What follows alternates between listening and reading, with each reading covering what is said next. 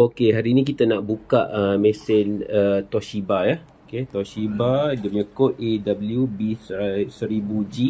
Okey, 9kg. Yang ni sebabnya kat dalam dia ada bunyi macam besi-besi tergantuk macam tu. So kita tengoklah apa benda kat dalam tu kan. Jom kita buka dulu. Okey, ini bahagian dalam mesin basuh Toshiba ya. Okey, so yang ni adalah dia punya kapasitor. Okey, so kapasitor dia sini boleh baca kapasitor ni 10D, ni dia punya kod semua dah.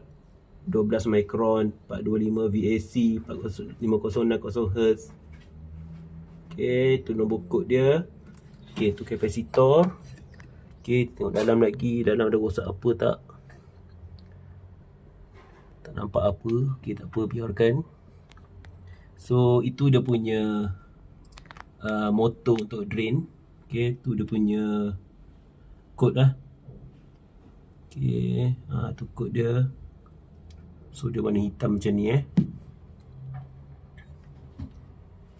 So keadaan nampak macam okey lagi. Nampak macam baru lagi. Okey. So keadaan enjin pun nampak okey. Dia punya belt pun nampak okey lagi. Okey, belt dia. So ini kod belt dia. M21. Okey, kod belt dia FK10 M21. Okey. Okey, so tu. Okey, so kita nak tengok berapa tebal dia punya belt dia. Okey, daripada atas ni lebih kurang dalam berapa ni? Dalam 9, tak sampai 1 cm.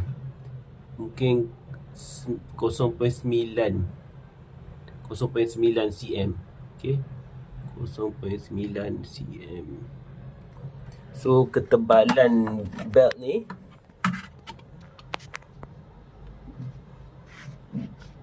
ketebalan dia lebih kurang dalam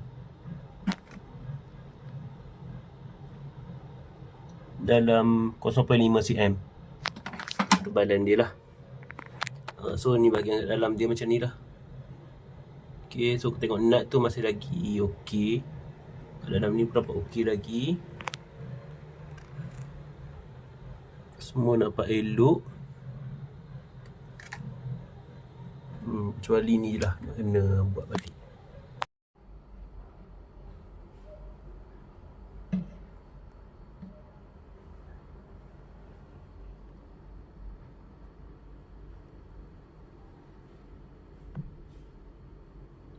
Tu dia punya gigi tu. Ni dia punya gigi tu. Nampak macam okey lagi.